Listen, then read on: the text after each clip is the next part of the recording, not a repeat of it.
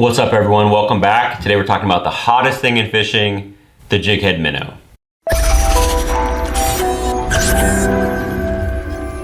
Please like and subscribe if you like this content. I'm gonna keep putting these videos out, talking about the latest trends in bass fishing. And right now it's the Jighead Minnow. You know, it's not new. I mean, Jason Christie used it in part to win the Bassmaster Classic 2 years ago, and then Gussie won the Classic last year with moping. Then you got Wheeler dominating on the Bass Pro Tour at Lake Guntersville. You know, you got Fujita winning at Champlain. I mean, there's a lot of this going on, not to mention all the lower level stuff. I mean, the Jighead Minnow is here. It is mid-strolling, it's moping, it is tight lining, whatever you want to call it. That is what's going on. That is what guys are doing. And this year you're going to see so much of it. There's going to be so many tournaments won on it. There's already been a tournament won on it, and that's what I'm making this video, because I was at the Bass Pro Tour event on Toledo Bend. That's how Dustin Connell won, but everybody in the top 10 was doing this, and I knew this was going to happen. I went the first morning of the tournament, looking at the decks of some of the guys, you know, looking at the front deck of all the competitors. There was two guys that I noticed in particular, both made the top 10.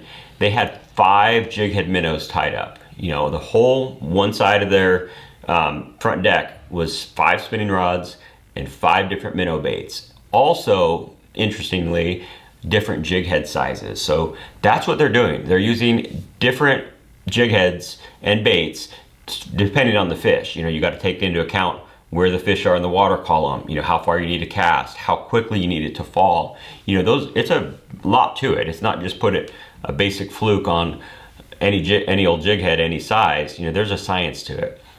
So a lot of them are using 16th, 8th, 3/16, quarter, and 3/8. So some of those, there's not much difference there, but it makes a huge difference with the rate of the fall. The other thing that I'm hearing is how certain fish react to the fall rate based on the conditions or just the mood of the fish. Really, each fish is different. So that's why you need to have different weights and baits, because again, you're targeting specific fish. You know, those fish that are higher up in the water column, you may want a real slow fall to get their attention.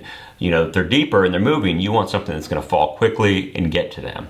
So that's the trend. It's going to continue.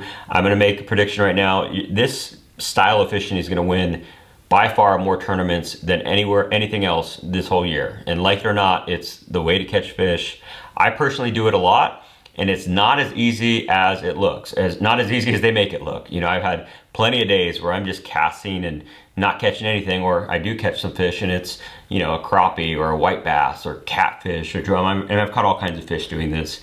And it's not as easy as just putting live scope on your boat, getting a bunch of flukes and chasing fish around. They make it look really easy, but they are very good at it. And being able to tell what is a bass, but also making precise casts and getting it down to a certain fish, that takes a lot of skill. You know, it's timing. It's like leading your target as you're casting. You see a fish moving away and it's 20 feet down, 70 feet this way, you gotta cast past it, factor in the depth, you gotta factor in the line bow. There's so many things that go into it. So, you know, it may look boring watching it on live, which a lot of people did, and a lot of people were complaining about it.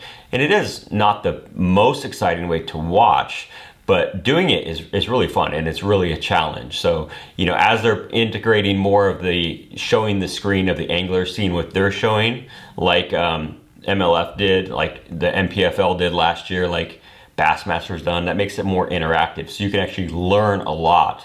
Even though those guys are just staring at their screens, if you really pay attention, you can learn a lot about what they're doing, how they're casting. A lot of times they're casting it out there, letting it fall, and if that fish doesn't react, they're pulling it in really quickly. It's almost like flipping and pitching. They're very, very strategic on what they're doing, the targets that they're hitting, and it's really cool to watch. And this is a great technique to catch fish that are suspended. You know, we've seen that it can absolutely win in slugfest type tournaments. I mean, Toledo Bend, it's a big fish factory. But it's also great when the fishing's tough, you know, extreme cold, extreme weather, all the time. It's just a phenomenal way to catch fish. The other thing that, you know, I read a lot of comments on social media, you know, good or bad. I guess it's kind of like a guilty pleasure, but, you know, a lot of people were just hating on saying, oh, it's only for catching small fish. You know, it's because they're doing the every fish counts and they're trying to catch all these 2-pounders. But if you really look at it, there was 8s and 7s and 6s, like some really big fish that fell for these little tiny baits. You know, this is one of my favorites, the Jackall Drift Fry Mellow. This is actually what Jesse Wiggins was using. He made a top 10. I think he was 10th in that tournament. But this bait was previously only available in Japan. It was really hard to get, but I have received word that this will be available soon. In the next month or so, you can get these in America. This is what Fujita was using last year. Very, very good bait. Really, really like it. So I'll tell you a few other ones that I like. Again, you could use all different types of baits. You know, there's any fluke style bait will work, but they all have a little bit different action. That's also something I'm paying attention to and watching, is how guys will have a lot of different baits, something that fits, again, specific fish, conditions. There's a lot of factors that go into it.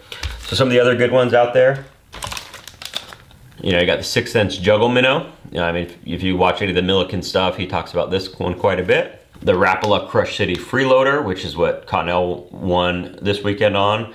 And also a prototype that he talked about was a smaller, similar version to this. It's called like the Muddle Minnow, I think.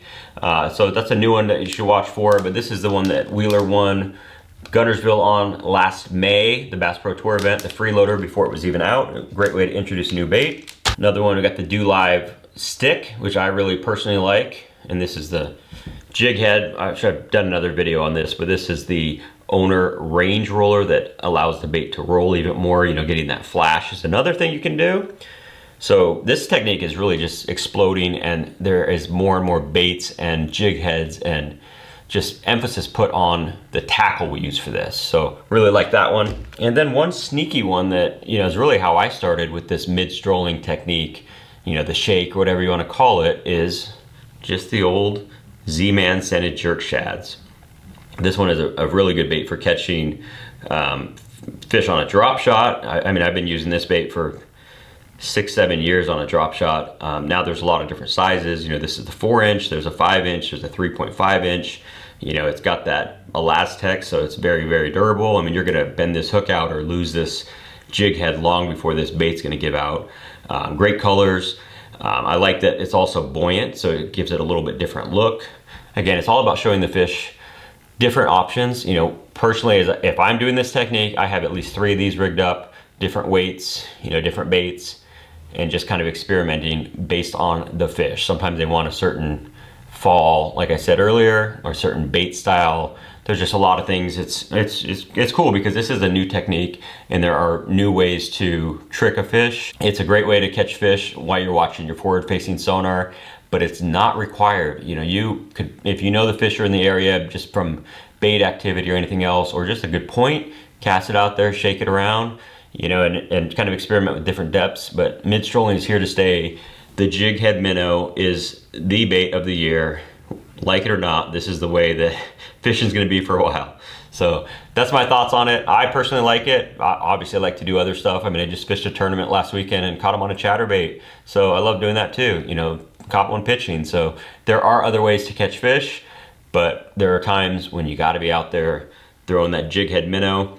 Catches a lot of fish. I mean, personally, if I wanna go fishing, I wanna catch as many as I can. So this is a great way to do it, especially right now.